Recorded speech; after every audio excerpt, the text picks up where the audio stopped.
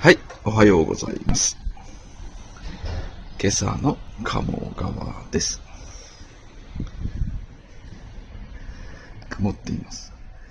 若干あそこにちょうど太陽があるかなって感じはしますが、今は隠れてしまっています。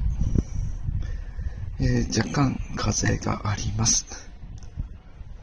冷え込みは0度ぐらいでしょうか。風があるんで若干寒く感じます。今日の天気は雪時々曇り。こんな天気が一日続きそうです。踏切が鳴っていますが、今日も一日